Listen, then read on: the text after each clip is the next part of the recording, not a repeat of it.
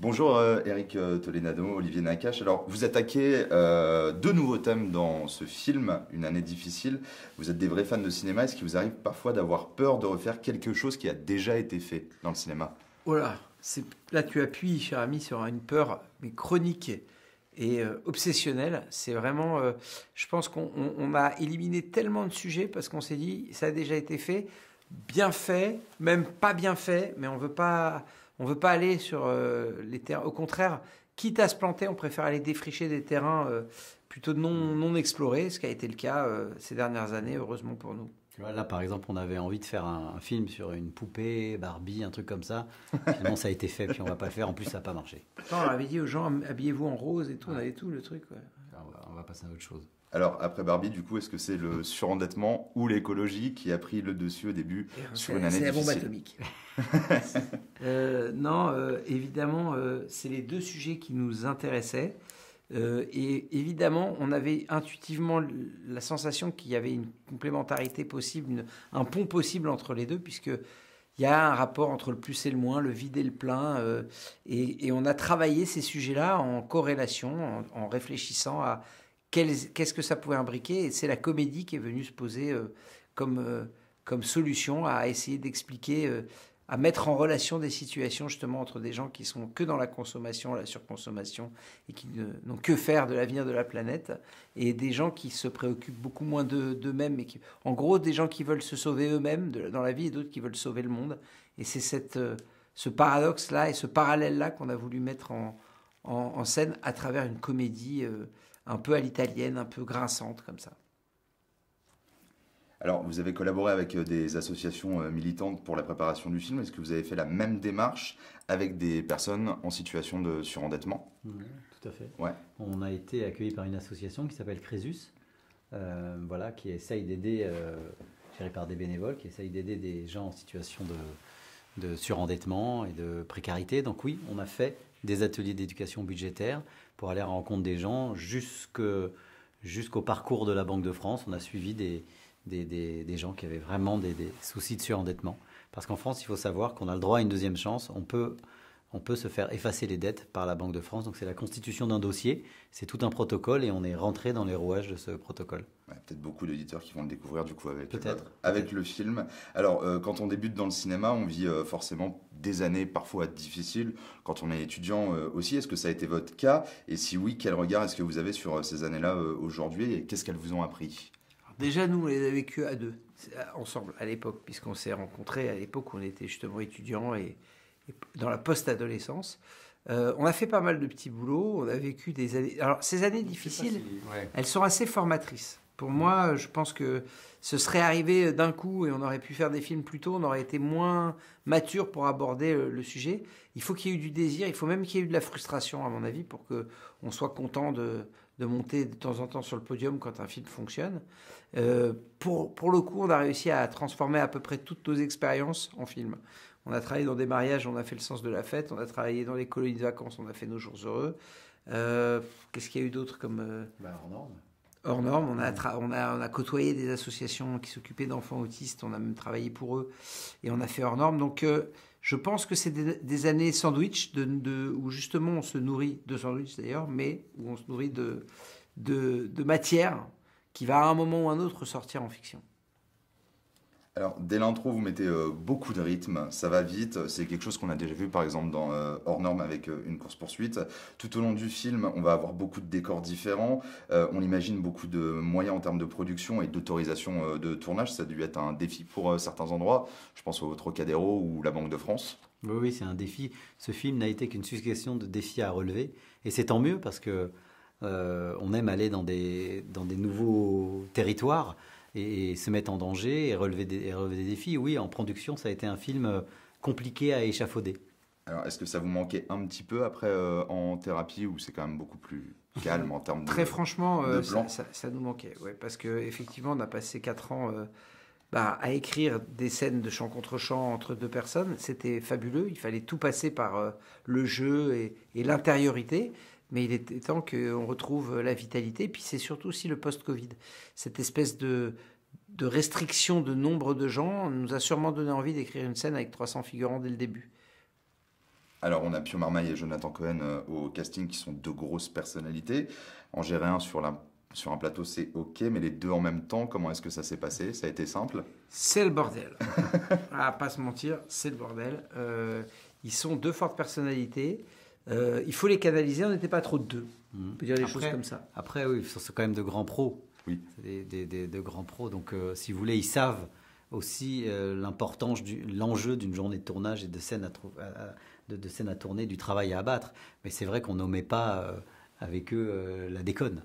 Il y a de la déconne et du coup, c'est à nous de la canaliser, de la transformer et pour que ça soit salutaire pour le film. C'est un échange.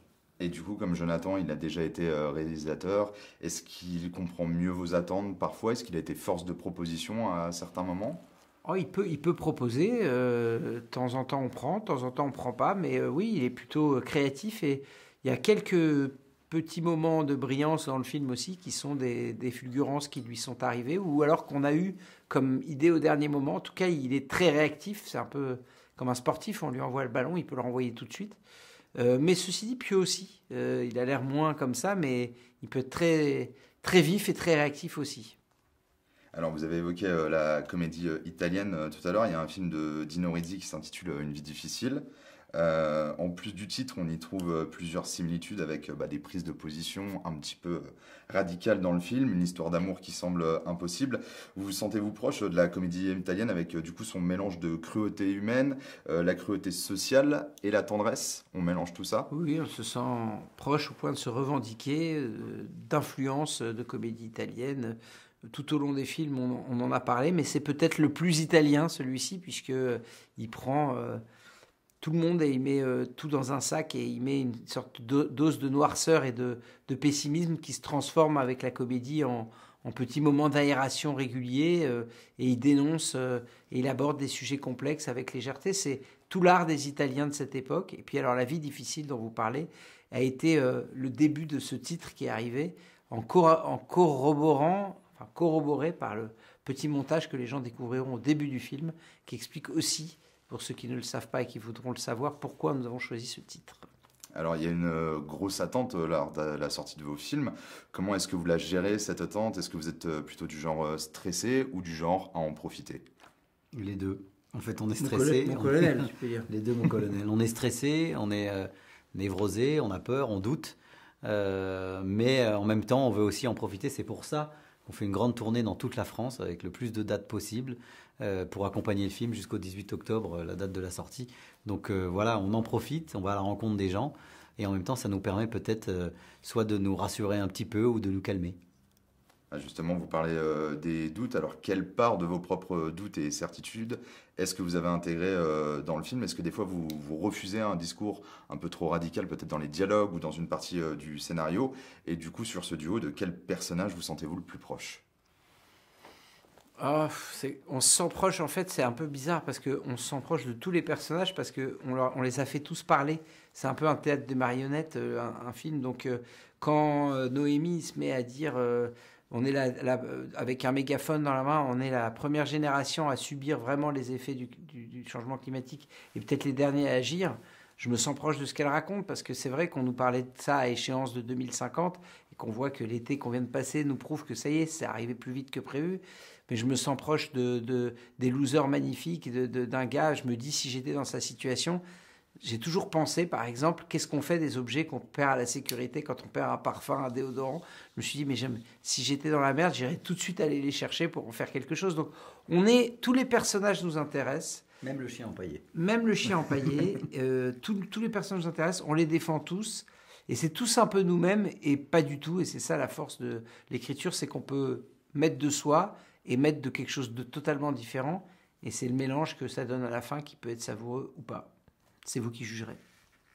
Alors, du coup, en vous rapprochant de différentes associations pour préparer le film, vous côtoyez des gens du coup qui vont être dans le milieu écolo, des gens qui vont être en surendettement. Est-ce que c'est pas trop compliqué derrière dans l'écriture d'être entre guillemets moqueur pour faire rire les gens avec ce genre de sujet, sans essayer de les blesser, sans les blesser à aucun moment dans le film? Mais nous, le mot moqueur, on l'a enlevé de notre vocabulaire parce que ça n'a jamais été un rire qui nous a intéressés. La moquerie, c'est depuis l'école, les moqueurs, on leur pète la gueule. C'est pas de la moquerie. C'est ce que nous, on trouve beaucoup plus noble, c'est le fait de rire de soi, l'autodérision. Et ça, au contraire, c'est peut-être le comble de l'élégance et de l'intelligence. C'est d'arriver à avoir le recul pour pouvoir se dire que on est finalement dans un théâtre humain, comme je disais, de marionnettes, et que c'est en se moquant de soi qu'on arrive un tout petit peu à avancer. Donc on a toujours fait ça. Si on l'avait eu peur, alors on aurait dit mais on se moque des gens en fauteuil roulant, puisque dans Intouchable, il y a 1000 vannes sur la façon qu'on a d'être en fauteuil. Et pareil, on n'aurait pas abordé un sujet comme l'autisme en racontant des choses à droite et gauche. On ne moque pas, on rit de situations pour mieux les appréhender, pour mieux les vivre et pour mieux les digérer. Voilà, c'est comme ça qu'on voit les choses. Mais le mot moqueur, quand on se moque, c'est qu'on se situe au-dessus d'une situation. Je n'ai pas l'impression et qu'on a la prétention de se situer au-dessus de quoi que ce soit. Mais je comprends la question, évidemment. Alors du coup, si jamais demain il y avait un monde parfait, s'il y avait, admettons, une année facile, est-ce qu'on pourrait encore faire des comédies s'il n'y avait plus de problème? Non, parce que la comédie, elle se nourrit du drame, et que le drame et la comédie sont voisins, comme l'amour et la haine, comme beaucoup de choses qui sont antagonistes. Donc non, mais peut-être... Tu penses qu'on va avoir des années faciles là? Non, c'était juste pour... Non, mais c'est vrai qu'on se nourrit de la difficulté à vivre, mais en même temps... La comédie humaine, la comédie de la vie, c'est encore une fois, c'est d'essayer d'avoir du recul et de rire de soi. Donc, tant qu'on pourra le faire, alors l'air sera respirable. Là, au moment où on ne pourra plus le faire, il faudra faire attention. Et n'oublions jamais que dans les dictatures, les premiers qui sont atteints, c'est les comiques, ceux qui veulent justement rire des puissants ou du pouvoir. Il faut garder cette capacité à rire et à s'analyser et à être en introspection. Et la toute petite dernière, vous préférez être aimé ou humé? Les deux, mon colonel. Moi, je pense Les que deux. quand on C'est hume bien bien, d'être humé, ouais. quand on hume bien, quand on hume bien quelqu'un, c'est qu'on a de l'humour.